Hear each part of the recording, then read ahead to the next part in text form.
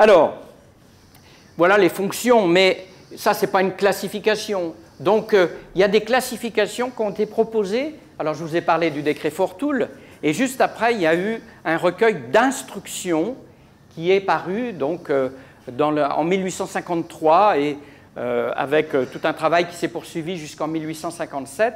Et ces instructions étaient rédigées par Jean-Jacques Ampère, qui est le fils du grand physicien Ampère, et qui donc avait essayé de proposer justement une classification pour ces premiers collecteurs. Alors on ne disait pas collecteurs à l'époque, on parlait de folkloristes. Hein. Par exemple, Jérôme Bugeaud, dont je vous ai parlé tout à l'heure, dans son recueil Chants et chansons populaires de l'Ouest, eh bien, proposait une classification qui s'inspirait directement de celle qui était proposée par Ampère, où on avait donc berceuse, ronde, balle, bourrée, air de danse. Donc là, on était plutôt sur la fonction. Chanson d'amour, là, plutôt sur les contenus. Un chanson de mariage, donc plutôt là sur les rituels. Donc chant historique, complaintes et légendes, chansons satiriques et chansons diverses.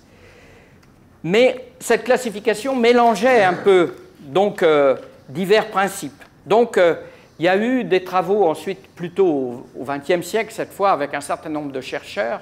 Donc en particulier, je vous ai parlé de Conrad Laforte, qui est ce chercheur québécois, qui est un des premiers à essayer de proposer une classification. Donc je vous ai apporté hein, les ouvrages, hein, donc le catalogue de la chanson folklorique, vous voyez, il ne dit pas encore traditionnelle, française. Donc ça, c'est le premier recueil, il y en a 7 comme ça. Donc c'est lui qui a fait toutes ces fiches, donc 80 000 fiches, hein, et il a essayé d'organiser. Alors je vais vous présenter la classification qu'il propose, qui est plus une classification par la forme, ce qu'il a appelé les poétiques de la chanson traditionnelle. Alors vous voyez là, cette fois, il utilise le mot traditionnel, ça a été édité une dizaine d'années après. Poétique de la chanson traditionnelle française. Poétique, qu'est-ce que c'est? Ben, c'est comment sont composées, c'est plutôt sur la forme, donc qu'il propose cette classification. Alors, cette forme, donc, il en distingue 7, mais plutôt 6 grandes catégories. Et d'abord, première catégorie, ce qu'il appelle les chansons en laisse. Qu'est-ce que c'est que des laisses? C'est des séries, alors, non, mot savant, séries de vers isométriques, c'est-à-dire qui ont le même nombre de syllabes, hein, de pieds, on dirait, en poésie, à assonance ou rime identique. Alors, les chansons en laisse ne sont pas toujours faciles à débusquer, entre guillemets. Hein. Alors, il y en a, très simple, hein. Sur le pont de Nantes, un balier donné, sur le pont de Nantes, un balier donné. La belle Hélène, demande à sa mère à y aller, la belle Hélène demande à y aller. Là, on a bien, vous voyez, sur le pont de Nantes, un balier donné, la belle Hélène demande à y aller, etc. Et on va avoir toute une série de vers qui se terminent par « et » et qui comprennent en principe le même nombre de syllabes, ce qui n'est pas toujours le cas, mais parce que chanson traditionnelle, c'est un peu une de ses caractéristiques. Donc là, c'est très simple, puisqu'il n'y a que ce vers. Mais parfois, on a plein de choses qui se rajoutent. Alors, la chanson la plus courante, en tout cas, le thème le plus courant dans ce qu'on a recueilli, donc derrière chez nous, il y a un étang, qu'on appelle le canard blanc. Vous connaissez tous une version du canard blanc. Et donc, il y en avait énormément. Donc, en principe, si on prend que les vers isométriques, donc ceux dont parle Laforte, c'est « Derrière chez nous, il y a un étang »,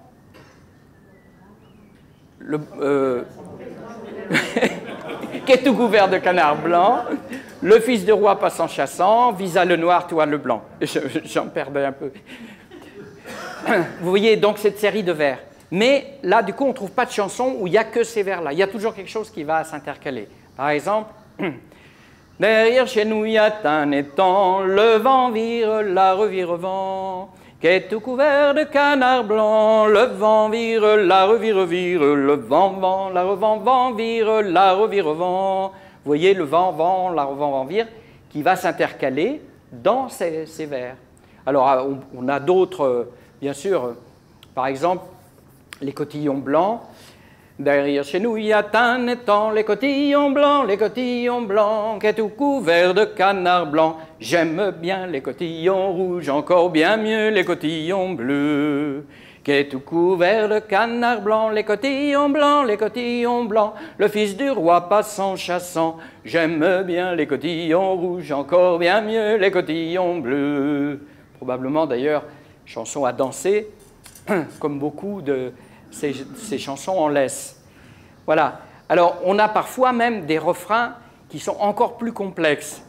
Donc, si je prends l'exemple de la fillette au cresson, donc, vous connaissez les élèves, puisque je pense que vous avez travaillé une version, mais vous la ferez à la fin. Je vous donne un premier exemple. Cette fois, une chanson qui était plus pour marcher. S'en va à la fontaine au gué, vive le roi. S'en va à la fontaine au gué, vive le roi. Pour cueillir le cresson, vive le roi, la reine. Pour cueillir le cresson, vive Henri de Bourbon. Avec un refrain là qui correspond à une période très spécifique de l'histoire, qui est donc dans les années 1830, quand il y a eu un mouvement royaliste. Donc voilà, on utilisait les chansons traditionnelles et on y ajoutait des refrains qui correspondaient à un mouvement historique de l'époque. Et donc cette chanson de la fillette au cresson, donc c'est la fillette, donc la fontaine est profonde, son pied glissa au fond, etc. Et donc on peut avoir comme ça beaucoup de refrains, donc celle que vous connaissez, Clinclos, la fontaine est profonde, Clinclos, son pied glissa au fond de la digue du dingue du blanc d'oignon. Ô Grégoire, tire, tire, tire ma chopine et à la lyre et buvons donc. Tarli-pompon, ripompon, ripompette, des tambours, des clairons, des musiques, des trompettes. Celui qui rentre en mon refrain, je lui paierai une chopine de vin. Alors vous voyez, la partie de la laisse, elle est très très faible là-dedans. La fontaine est profonde, Clinclos, la fontaine est profonde, Clinclos, son pied glissa au fond de la digue du dingue du blanc d'oignon. Ô Grégoire, tire, tire, tire ma chopine et à la lyre et buvons donc. Tarli-pompon, ripompon, ripompette, des tambours, des clairons, des musiques, des trompettes. Celui qui rentre en mon refrain, je lui paierai une chopine de vin. Oui, il n'y a qu'un couplet là, donc on recommence, etc. Donc, comprenez le principe de ces chansons en laisse. Alors, et donc tout à l'heure, vous nous la ferez à la fin, hein, si j'ai bien compris, Romain. Avec toi. Oui, peut-être. Si j'ai encore de la voix.